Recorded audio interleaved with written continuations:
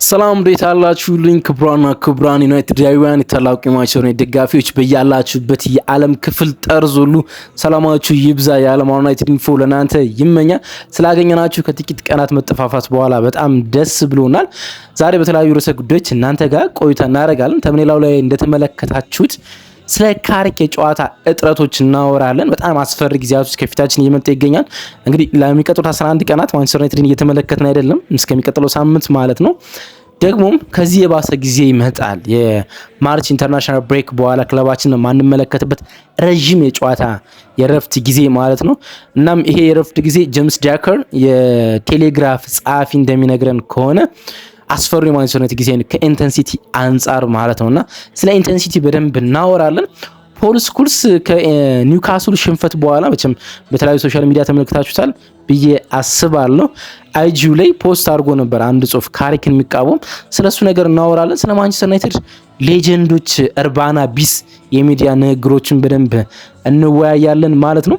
ከተጠፋፋም በኋላ ትልልቅ ዜናዎች አልወጡም። ለዛም ነው ከናንተ አይን የጠፋሁት። የወጡትን ዜናዎች እንደው በጥቂቱ ዳሰን ለማለፍ ማንቸስተር ዩናይትድ ለሚቀጥለው ውድድር ዓመት ለተከታታይ 4ኛ ዓመት የቲኬት ጭማሪ አድርጓል። እሱ ደግሞ ጥቂት ቁጣን ቀስቅሷል። ኢኒዌስ ከመጣ በኋላ ለተከታታይ ዓመታት የቲኬት ጭማሪዎች የተከናወኑ ይገኛሉ። ይሄኛው ኢኒዌስ ከመጣ 3ኛ ዓመት ነው። እንደ ክለብ ደግሞ ለ4 ተከታታይ ዓመት በደጋፊዎች ላይ የቲኬት ጭማሪ ተከናውኗል። እሱን ሰምተናል። ሌላኛው ደህናው ዜና የሚመስለው ዳረን ሄጅሰን ወደ ማንቸስተር ዩናይትድ ተዘዋውሯል። የሲቲ የአካዳሚ ፉትቦል ዲቨሎፕመንት ማናጀር ነው፣ ወይም ደግሞ የአካዳሚው አሰልጣኝና ማናጀር ነው የሲቲ የነበረ ማለት ነው። ላለፉት 12 ዓመታት ከሲቲ ጋር ቆይቷል። አሁን ማንቸስተር ዩናይትድ ከሲቲ ወደ ዩናይትድ አስኮብልሎታል። ኖርማል ስም አድርጋችሁ እንዳትመለከቱት። ዳረን ሂጅሰን ማለት ዝም ብላችሁ ኮል ፓልመር ወይም ሮጀርስ ወይም በማንቸስተር ሲቲ ያደጉት በርካታ የኮል ፓልመር ብያለሁ፣ ፊል ፋደን ወይም ደግሞ ወደ ማንቸስተር ዩናይትድ የቆየ ሳንቾ፣ በጣም በርካታ ተጫዋቾች ዲያዝ የማድሪዱን ጨምሮ ያፈራ በሲቲ አካዳሚ ውስጥ በርካታ ተጫዋቾችን ላቪያ የቼልሲው በርካታ የሲቲ አካዳሚ ተጫዋቾችን እያፈራ እንደሆነ ይታወቃልና ከዚህ ሰው ጋር ነው እነዚህ ወጣት ተጫዋቾች ሁሉ የሰሩት ወይም ያለፉት። ስማቸውን አሁን አልጠራሁላችሁ። በጣም በርካታ በተለያዩ ክለብ የሚገኙ የሲቲ እንደ አሸን የፈዙ የሲቲ አካዳሚ ሰዎች ተጫዋቾች አሉና ለነዛ ሁሉ መውጣት ዳረን ሂጅሰን ወሳኙ ሰው ነው። አሁን ወደ ማንቸስተር ዩናይትድ ተዘዋውሯል። ከሲሪያችን ኦማር ቤሬራ ቀጥሎ ከሲቲ ያመጣነው ወሳኝ ሰው ተደርጎ ይቆጠራል ማለት ነው። ስለሱ ዜና ወጥቶ ነበረ። ብቻውን ዜና ያስፈልገዋል። ማን ነው፣ እንዴት ነው፣ ምን ያጎለብታል የሚሉትን ጉዳዮች ለብቻ ፕሮግራም ለመስራት ሞክራለሁ። ግን ወጥቶ የነበረው ዜናና ያላወራንበት ይሄኛው ዜና ነው። ግን ዛሬ የተመለስነው ቅድም ባልኳቸው ርዕሰ ጉዳይና ተምኔሉ ላይ በተመለከታችሁት ርዕሰ ጉዳይ ላይ ቆይታ እናደርጋለን ማለት ነው። የኢንተንሲቲ ጉዳይና የጨዋታ እጥረት የማይክል ካሪክ ትልቁ ፈተና ነው። በዚህ ርዕሰ ጉዳይ ላይ ከእናንተ ጋር እንቆያለን። አድምጦታችሁን ስጡን። እንደ ሁሌው ስለምታደምጡን ቆይታችሁ ከኛ ጋር ስለምታደርጉ ከልብ አመሰግናለሁ። ቪዲዮን ላይክ አድርጋችሁ ጀምሩ። እናም የሀሳብ መስጫው ኮሜንት ባር እናንተን ይጠብቃል። በማነሳችሁ ሀሳቦች ዙሪያ ላይ ሀሳቦቻችሁን ታሰፍሩልኝ ዘንድ በፍቅር ጠይቃለሁ። አብራችሁን ቆዩ ተወዳጆች ሁሉ።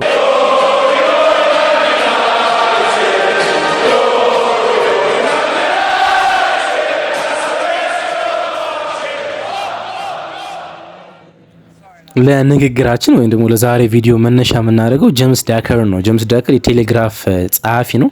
ሰሜን ላይ የሚገኙ እንግሊዝ ሰሜናዊ ክፍል ላይ የሚገኙ ክለቦች ላይ እንደ ፖንዲት ወይም ኮረስፖንዳንት ሆኖ ይሰራል። ላለፉት ኦልሞስት 10 ዓመታት በቴሌግራፍ ላይ ጽፏል።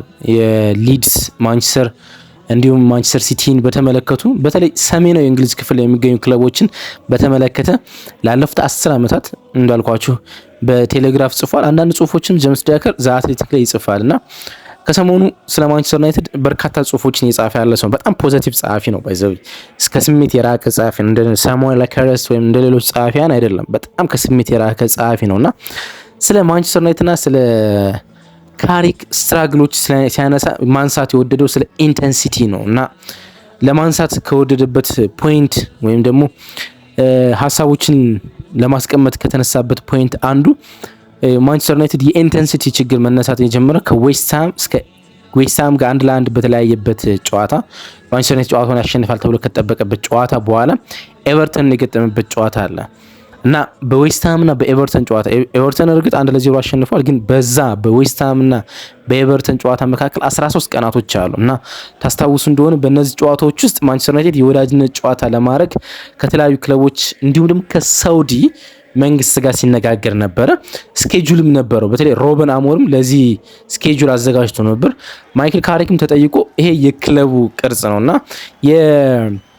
ሮበን አሞሪም እቅድ ይተገበራል እና ጨዋታዎች የመኖር እድል አላቸው። እኔ ከመጣሁ በኋላ የታሰበ ሳይሆን ከዛ በፊት የነበረ እቅድ ነው በክለቡ እና ማንቸስተር ዩናይትድ ማርኬቱን ለመስራት ጨዋታን ለማከናወን ወደ ሳውዲ ያመራል ተብሎ ይጠበቅ ነበረ።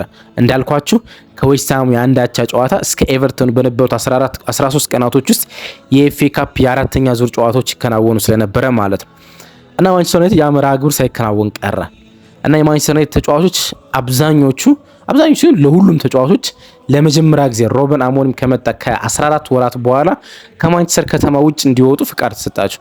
ሮበን አሞሪም ታስታውሱ እንደሆነ አንድ ክልከላ ካረገው ነገር አንዱ የክለቡን አንዳንድ ህጎች ማስተካከል ችሎ ነበርና በረፍት ቀናቶች የማንቸስተር ዩናይትድ ተጫዋቾች ረጅም በረራዎች እንዲያከናውኑ አግዶ ነበር፣ ከማንቸስተር ከተማ እንዳይወጡ ምናምን ማለት ነው። ካሪክ መጣና የቡድን መንፈስም ለማስተካከል ሲባል የ5 ቀናት ረፍት ለተጫዋቾቹ ሰጠ። እናም በጣም ብዙ ተጫዋቾች ወደ ተለያዩ ቦታ ወጡ። አንዳንድ ቪዲዮዎችን ተመልክተናል። ለምሳሌ ብሩኖ ፈርናንዴዝ ወደ ፖርቱጋል አቅንቶ የልጅነት ክለቡን ሲጫወት ሲመለከት፣ ካሪክ ለመዝናናት በቢች ዳሮች በተለያዩ ደሴቶች ወደ ግሪክ ይሁን ወደ ምን ሲያመራ ተመለከትና እንደዚህ አይነት ፎቶዎች በጣም በርካታ የማንቸስተር ዩናይትድ ተጫዋቾች ሲዝናኑ ተመለከትና ከዛ ተዝናኑት በኋላ ተመልሰው የ3 ቀናት ልምምድ አከናውነው ከኤቨርተን ጋር ጨዋታውን አከናወኑ። ኤቨርተንን ማሸነፍ ቻልና ግን በጣም ከባድ ጌም ነበርና ማይክል ካሪክ ከመጣ በኋላ ከባድ ጌም ነው። ለምሳሌ ከዌስትሃም ጋር አንዳቻ ስንጫወት በጣም ጥሩ ነበርና ግን የኤቨርተኑ ጌም ብዙ ጥያቄዎች ተነሱበት ማለት። ከዛ በኋላ ያደረግናቸው ተከታታይ ጌሞች ከፍተኛ የሆነ የኢንተንሲቲ ችግር ተስተውሎባቸው ተመለከትን ማለት። በጣም ከፍተኛ የሆነ ኢንተንሲቲ ማለት ከኤቨርተን፣ የፓላስ፣ የኒውካስል ጨዋታዎች እንደዚህ ተመሳሳይ የኢንተንሲቲ ችግር ኑሮባቸው ተመለከተ። በተለይ ደግሞ ጨዋታውን ለመጀመር መቸገር ከፓላስ የነበረውን የመጀመሪያ አጋማሽ እንዴት መጥፎ እንደነበረ ተመልክተናል አይደለም። ጨዋታውን በፍጥነት የመጀመር ችግርም እንዲሁ አስተዋል ነው ማለት ነው። አሁን ማንቸስተር ዩናይትድ ለመጨረሻ ጊዜ ጨዋታ ያደረገ ከኒውካስል ጋር ማርች 4 ነው እና ቀጣዩን ጨዋታ የሚያደርገው የሚቀጥለው ሳምንት ማርች 15 ከቪላ ጋር ነው እና በእነዚህ ቀናቶች ውስጥ ያሉት 13 ቀናት ናቸው። 13 ቀናት ማንቸስተር ዩናይትድ ለመጫወት ይፈጅበታል ማለት። በእነዚህ 13 ቀናት ማንቸስተር ዩናይትድ ኤክስትራ ልምምዶችን እያከናወነ ነው የሚገኘው። እንግዲህ በጣም ከፍተኛ የሆኑ ኤክስትራ ልምምዶችን እያከናወነ ነው የሚገኘው። እነሱ በቡድኑ ኤክስትራ ልምምድ በእግር ኳስ ውስጥ አይፈቀድም። በዚህ ልምምድ እግር ኳስ የሌለው ኢንተንሲቲ የሌለው ልምምዶች አይፈቀድም። ለዛ ነው በመሃል ቶሎ የወዳጅነት ጨዋታዎችን በዝግ እንኳን እንደዚህ አይነት አጋጣሚዎች ሲኖሩ በዝግ ሲያደርጉ ምናስተውል አሰልጣኞች ማለት ነው። ቢኮዝ ኤክስትራ ልምምድ በእግር ኳስ በጣም መጥፎ ነገር ነው። ተጫዋቾች ሌዚ ይሆናሉ፣ ሰነፎች ይሆናሉ፣ የሚጫወቱበት አላማ እንዳይኖራቸው ያደርጋል ይባላል። የጨዋታ ሜንታሊቲ ሁሌም በጣም አስፈላጊ ነው። እንግዲህ በጣም አስቸጋሪው ነገር እንግዲህ ማንቸስተር ዩናይትድ ለአውሮፓ ውድድሮች እየተጫወተ ነው የሚገኘው። በዚህ ውድድር ዓመት የአውሮፓ ውድድሮች የሉበትም። ከሁለቱ ዶሜስቲክ ካፖች በጊዜ ነው የወጣ። ስለዚህ የጌም እጥረት ለካሪክ በጣም ትልቁ ፈተና ማለት በተለይ ደግሞ በአውሮፓ ውድድሮች ውስጥ ከቪላ ቼልሲና ሊቨርፑል ጋር በሚያደርገው ሰፋጣ ወይም ውድድር ውስጥ ፉክክር ውስጥ በጣም ወሳኝ ሰዓት ላይ ነው የደረሰ። ግን ኢንተንሲቲ የቡድኑን ጉዳይ እና ለካሪክ በጣም ፈተና እንዲሆን እንደመጣ ነው ጄምስ ዳከር የጠቆመው የሚገኘው። እንግዲህ ማንቸስተር ዩናይትድ 51 ነጥብ፣ ቪላ 51 ነጥብ፣ ቼልሲና ሊቨርፑል ደግሞ 48 ነጥብ አላቸው። ሁሉም 29 ጌሞችን ማከናወን ችሏል። ቼልሲ የተሻለ ጎል አለው 19 ጎል። ከዛ ማንቸስተር ዩናይትድ የተሻለ ጎል አለው 11፣ ቪላ 5 ጎል አለው፣ ሊቨርፑል 9 ጎል አለው። ጎል ወሳኝ ሊሆን ስለሚችል ነው ያነሳው። እንግዲህ ልምምድ አድቫንቴጅ አለው፣ ምንም ጥያቄ የለውም አይደለ? እንግዲህ እዚህ ጋር ሮበን አሞሪም ማንሳት የሚገባ ይመስለኛል። ሮበን አሞሪም እንደመጣ ታስታውሱ እንደሆነ የማንቸስተር ዩናይትድ ቅጥር እንዳረገ የታክቲክ ሽፍት እያደረገ ስለነበረ የጨዋታ መደራረቦች በጣም ጎርተውት ነበር። የኤሮፓ ሊግ ጨዋታዎችን ሐሙስ ያከናውናል፣ ከዛ ቅዳሜ ነው የፕሪሚየር ሊግ ጨዋታዎችን ያከናውናል። እንደዚህ አይነትና ድሪል ለመስራት ወይም ደግሞ ታክቲካል ድሪል ለመስራት ጊዜዎች በጣም እጥረት አጋጥሞት ነበር። እርግጥ በዚህ ውድድር ዓመት አንድ ሙሉ ፕሪሲዝን አከናውኖ የቡድኑ ለውጥ ብዙ ባንመለከትም ግን አንድ አብይ ጉዳይ ነበር። ለባለፈው ውድድር ዓመት እንደመጣ ቡድኑን ለመስራት የተቸገረበት እሱም ደጋግሞ ያነሳ ነበረ። ታክቲካል ልምምድ ማድረግ አልቻለም ጊዜዎች ስላልነበሩ እና እያደረግን ያለ ነው በክላስ ሌሰን ነው። ታክቲካል ነገሮችን ለማስረዳት እየሞከርን ያጫወት ሽፍታችን ለማድረግ እየሞከርን ያለ ነው በክላስ ነው ይል ነበር። ልምምዶችን እጥረት ስላጋጠመ ማለት የልምምድ ሰፊ የልምምድ ማግኘት አድቫንቴጅ አለው። ያለህን ትሬኒንግ ወይ ያለህን የታክቲክ አቀራረብ የካሪክን ለተጫዋች ለመስጠት ማለት ግን ሞር ትሬኒንግ እና ሞር ታይም ትሬኒንግ እና ኤክስትራ ታይም ትሬኒንግ ጎጂ ነው። ካስፈላጊው በላይ ሲሆን ግን በጣም ጎጂ ነው እና በኢየሱስ ቀን ልዩነቱ ኒውካስል ጋር ፓላስ ጋር ተጫወተ። በ3 ቀን ልዩነት ማለት ነው። እንግዲህ የበርካታ ቀን ረፍት ኑሮት በ3 ቀን ልዩነት ሲጫወት ያን ድካም አስተዋል ነው ማለት ነው። እንደዚህ አይነት ነገር ነው የሚፈጠረው። ለምሳሌ አንድ ነገር ልጥቀስላችሁና በደንብ ያብራራላችኋል ብዬ አስባለሁ። የሁለት ወራት የአንድ ወራት ከ15 ቀን ረፍት አድርገው ይመለሳሉ አይደለ ተጫዋቾች በፕሪሲዝን እና የፕሪሲዝን የመጀመሪያ ጌም ሲያደርጉ አስተውላችኋል እንዴት እንደሚደክማቸው። እረፍት ነበሩ አይደለ በጣም በርካታ እረፍት ነበሩ።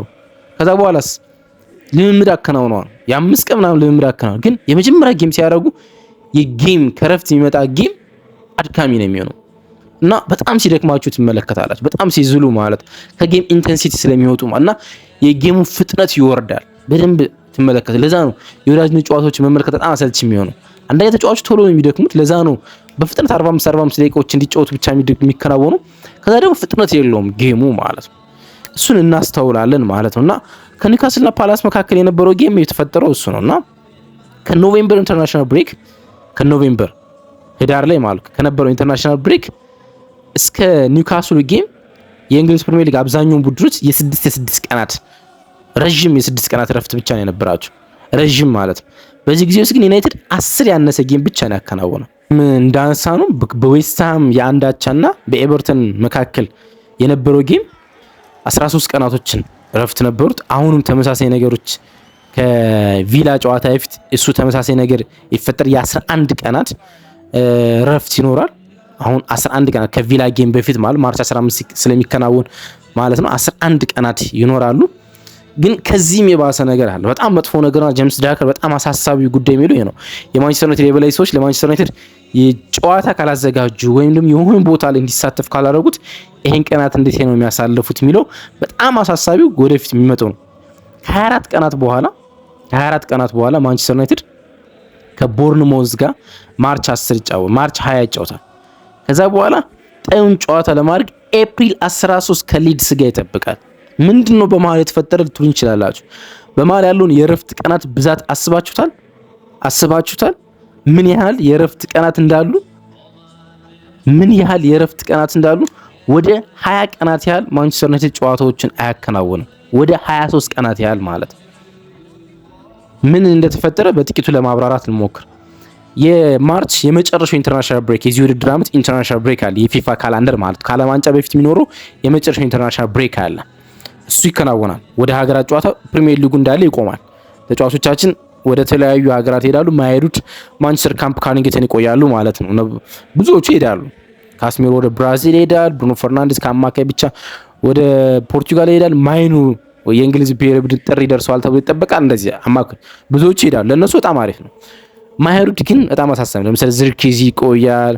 በርካታ ተጫዋቾች የሚቆዩ ይኖራሉ ማለት ነው።